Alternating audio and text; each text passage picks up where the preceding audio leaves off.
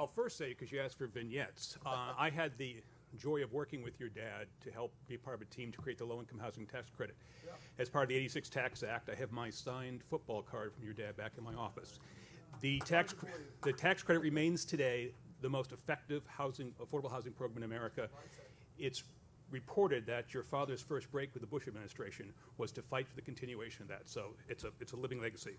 Welcome to Nelson Mullins, everyone. It's my honor to introduce Senator Tim Scott of South Carolina. The senator has served the citizens of South Carolina at the local, state, and federal levels. In 2010, he was elected to the U.S. House of Representatives, and in 2013, he moved over to the Senate, appointed by then-Governor Nikki Haley.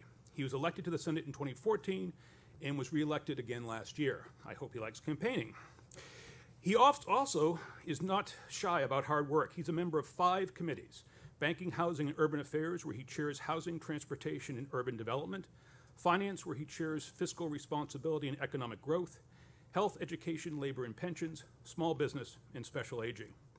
Senator Scott comes from a remarkable family. I think I have this correct, sir. His older brother was a command sergeant major in the Army, and his younger brother is a colonel in the Air Force. Senator Scott has said he and his brothers are living his single mother's American dream. The senator's biography states, quote, "An unbridled optimist, he believes, despite our current challenges, that the nation's brightest days are ahead of us." In their 2009 tribute to the life and work of Jack Kemp, the New York Times headline was, "U.S. conservatives lose an optimist." We're glad the optimists are rising in Congress. Our politics and policies are uplifted by leaders with the grace of Jack Kemp and Tim Scott. Our nation is fortunate that the Kemp Foundation and Senator Scott continue to carry forward Jack Kemp's vision of an America with opportunity for all. Ladies and gentlemen, Senator Tim Scott of South Carolina. Hey, Chris. Thank you. Good morning to everybody. How are y'all doing today? Great. It's a good day, isn't it? Does not Chris have a voice for radio? I was just thinking about my next TV ad or my next radio commercial. I was like, I need his voice working for me. Thank you. Well, I'm not sure you can volunteer because there's probably something illegal about that, so we'll just pay you anyways. Yes, sir. Speaking about jobs, as a matter of fact, I was at Carrabba's on Monday in Charleston. I'm not sure if you guys know where y'all had lunch on Monday, but this was really important lunch. I didn't know it was going to be an important lunch until it became an important lunch. I'm sitting there with a good friend of mine from high school, a guy named Adrian Williams. Adrian was a running back. Your dad was a great quarterback. You were a good quarterback. I was a mediocre running back. Oh, I'm sorry. You were also a great quarterback. And so Adrian and I are sitting there talking about this brand new opportunity he has. His business has been growing. It's the Atlantic South East Engineering Company. And he's saying it's tough to hire the talent he needs because so many folks have to be trained to do the work that he needs to train them. And I started scratching my head and thought to myself, we can help you with that, Adrian. And Adrian was like, can you tell me how? Can you tell me how you can help me with this? And we started having this conversation about the importance of earning and learning at the same time. And it brought the LEAP Act.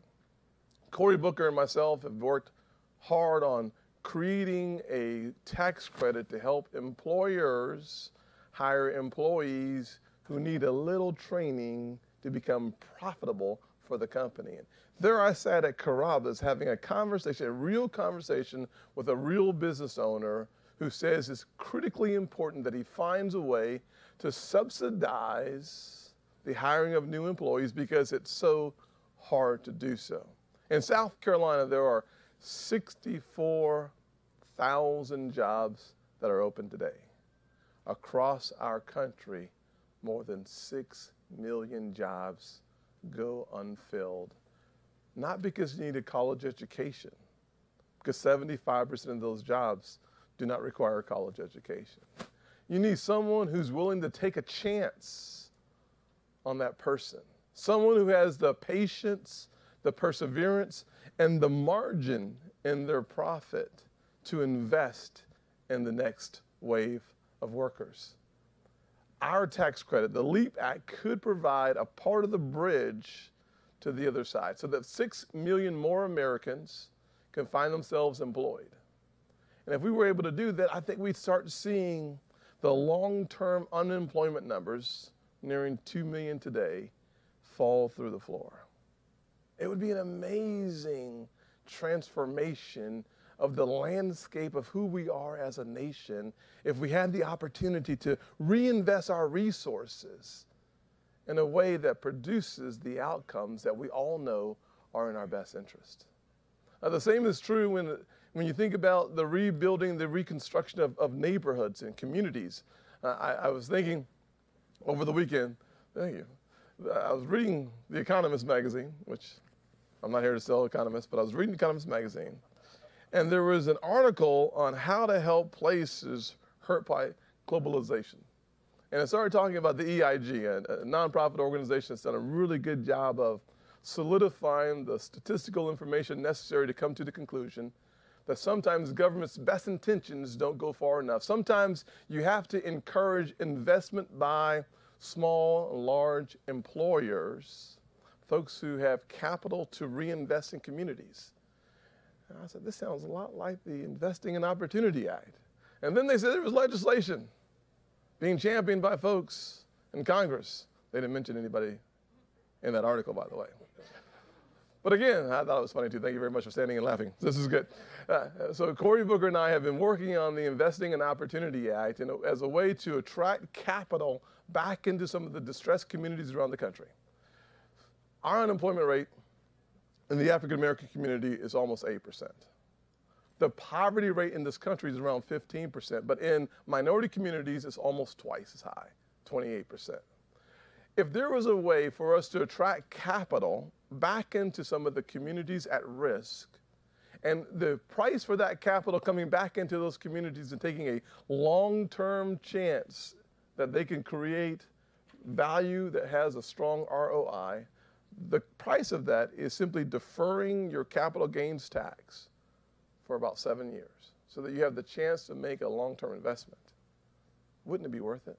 So we have a chance to bring almost $2 trillion of capital into distressed communities, and the official cost is about $1.6 billion. Now we're going to wrestle through tax reform for the next several weeks. How many of you guys are hoping that we get it done? How many of you guys are just hoping we get something done? Yeah, me too. Both of my hands go up. Here's an opportunity for us to not only get something done, but the right thing done for the right people in the right way. So you can attract capital into some of the distressed communities. That capital will grow assets that will appreciate, and the tax revenues that come from the appreciated asset will exceed the original investment. Here's an opportunity for America to win, for communities to win, and at the same time we have apprenticeship programs that will train the employees to work in those businesses. If there's a fascinating way to see reality in Washington, D.C., which is sometimes hard to find, you can look at these two pieces of legislation and those who have championed it, from Cory Booker to Pat T. Berry, who I'm sad to see leave Congress. Our country needs a shot in the arm. Our country needs champions who believe in the better future.